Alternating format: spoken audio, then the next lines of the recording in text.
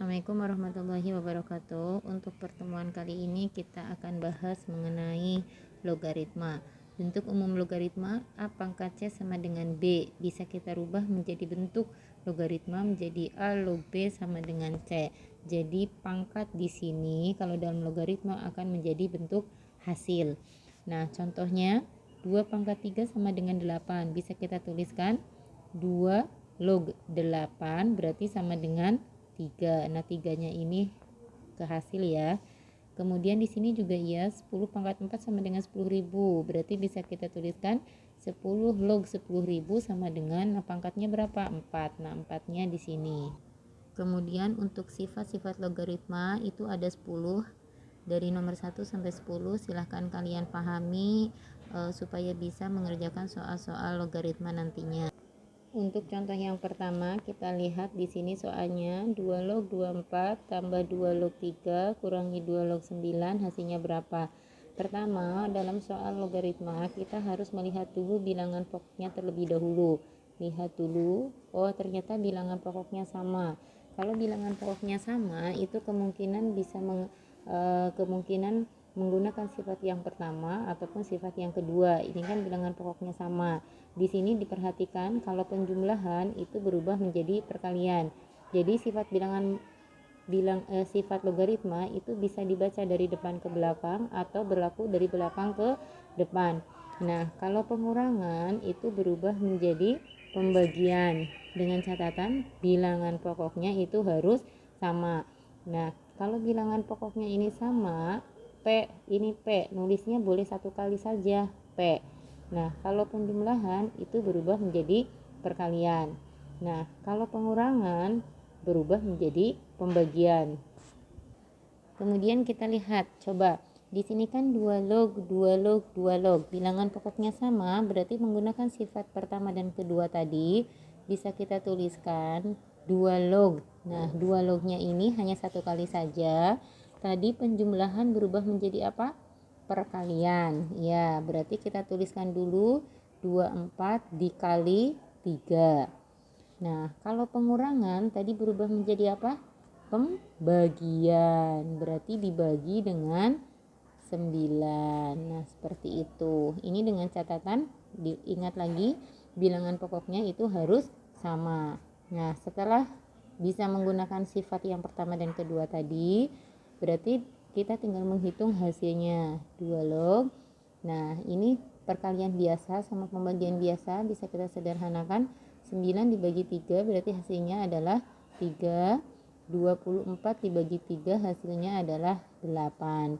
Jadi 2 log 8 seperti itu. Nah, 2 log 8 ini kita bisa mengerjakannya menggunakan bentuk umum dari logaritma. Di sini 2 log 8 hasilnya 3. Kenapa hasilnya 3? Karena 2 pangkat berapa yang hasilnya 8? Itu 3, yaitu kan 2 kali 2 kan 4. 4 kali 2 hasilnya adalah 8. Ini berarti hasilnya adalah 3. Ingat lagi, 2 pangkat berapa biar hasilnya 8? 2 kali 2 4. 4 kali 2 8. Kan ada 3 kali, maka hasilnya adalah 3. Nah, untuk contoh yang kedua kita lihat di sini log 5 tambah log 4 kurangi log 2 tambah log 10 hasilnya berapa? Di sini kan tidak ada angkanya. Tidak ada angkanya sama sekali. Jika tidak ada angkanya sebenarnya itu adalah angka 10. Berarti kan ini sama semua ya. Nah, kalau sama semua berarti kita tuliskan hanya satu kali. Nah, seperti yang contoh yang pertama tadi masih hanya menggunakan sifat 1 dan sifat yang kedua. Sifat yang pertama tadi kalau penjumlahan berubah menjadi perkalian, berarti 5 kali 4. Nah, kalau pengurangan tadi berubah menjadi pembagian, berarti dibagi dengan 2. Gitu kan? Nah, kalau penjumlahan tadi berubah menjadi apa? Perkalian, berarti dikali dengan 10. Nah, jadi hasilnya log 5 kali 4 20, ya kan? 20 bagi 2 10, 10 kali 10 hasilnya 100. Nah, ingat tadi di sini jika tidak ada angkanya sebenarnya adalah angka 10. 10-nya ada berapa kali supaya jadi 100? 10 kali 10 kan 100. Ada 2 kali, berarti jawabannya adalah 2. Nah, contoh yang ketiga, 5 log 7 kali 7 log 625. Nah, kalau bentuk perkalian seperti ini, kalian berarti harus melihat sifat yang ke-10 perkalian. Di sini P log A kali A log B sama dengan, bisa kita rubah menjadi, kalau misalkan ini perkalian, ini sama gitu ya, sama, itu tinggal kita sederhanakan menjadi P log B. P log B langsung. Nah, ini kita lihat, ini kan sama nih, ini perkalian ya, menggunakan sifat yang ke-10, ini kan sama 7-nya, berarti bisa kita tuliskan langsung menjadi 5 log yang belakangnya adalah 625. Nah, caranya bagaimana hasilnya? Tadi menggunakan bentuk umum logaritma 5 log 625. 5-nya ada berapa kali supaya jadi 625? Berarti 5 kali 5 25, 25 kali 5 125, 125 kali 5 hasilnya 625. 5-nya ada 4 kali. Berarti kita tuliskan di sini 4. Nah, untuk contoh yang keempat, di sini diketahui bahwa log 2 sama dengan 0,3010, log 3 sama dengan 0,4771. Pertanyaannya, tentukan berapakah log 12. Nah, kalian 12 di sini kan enggak ada ya. Tapi 12 ini ada kaitannya dengan angka 2 dan 3. Berarti kalian harus bisa merubah angka 12 ini menggunakan pohon faktor. Pohon faktor seperti dulu SD kalian. Jadi 12 ini kita urat-uratan di sini. 12 itu kita bagi dengan angka yang ada di sini. Bisa dibagi 2 atau bisa dibagi 3 atau bisa dibagi dengan 10. Kan di sini 10 ya. Nah, berarti 12 bagi berapa? 2. Nah, hasilnya adalah 6. Bagi 2 lagi kalau masih bisa, hasilnya adalah 3. Selesai kan? Berarti angka 10-nya tidak dipakai. Jadi 12 itu sama saja 2 kali 2 kali 3. Atau bisa kita tuliskan berarti 12 itu sama saja 2 pangkat 2 dikali 3. 2 pangkat 2 dikali 3. Kan 2-nya ada 2 kali. Nah, menggunakan sifat yang pertama tadi, kalau perkalian berarti berubah menjadi penjumlahan.